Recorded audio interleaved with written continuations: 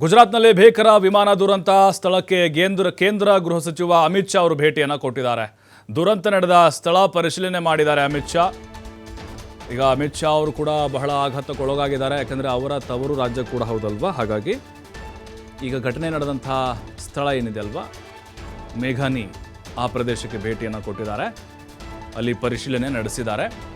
ನಾಗರಿಕ ವಿಮಾನಯಾನ ಸಚಿವರಿಂದ ಮಾಹಿತಿ ಸಂಗ್ರಹ ಮಾಡಿದ್ದಾರೆ. ರಾಮಮೋಹನ್ ನಾಯ್ಡು ನಾಗರಿಕ ವಿಮಾನಯಾನ ಸಚಿವರವರು ಅವ್ರ ಕಡೆಯಿಂದ ಮಾಹಿತಿ ಸಂಗ್ರಹಿಸಿದ್ದಾರೆ. ಘಟನೆ ಹೇಗಾಯಿತು, ಯಾಕಾಯಿತು ಅಂಥೇಳಿ. ಇನ್ನು ಗುಜರಾತ್ CM ಭೂಪೇಂದ್ರ ಪಟೇಲ್ ಕೂಡ ಅವರು ಸಾಥನ್ನು ಕೊಟ್ಟಿದ್ದಾರೆ. ನೋಡ್ತಾ ಇದ್ದೀವಿ, ವಿಮಾನಯಾನ ಸಚಿವರು ಅಲ್ಲಿ ಜೊತೆಗಿದ್ದಾರೆ. CM ಕೂಡ ಇದ್ದಾರೆ. ಗುಜರಾತ್ CM ಅಮಿತ್ ಶಾ ಅವರು ಭೇಟಿಯನ್ನು ಕೊಟ್ಟು ಕೆಲವೊಂದಿಷ್ಟು ಸೂಚನೆಗಳನ್ನು ಕೊಟ್ಟಿದ್ದಾರೆ ಅಧಿಕಾರಿಗಳಿಗೆ ಮತ್ತು ಅಲ್ಲಿನ CM ಮತ್ತು ಸಚಿವರುಗಳಿಗೆ. ಪರಿಶೀಲನೆ ಮಾಡಿದ್ದಾರೆ ಘಟನೆ ಹೇಗಾಯಿತು ಅಂಥೇಳಿ.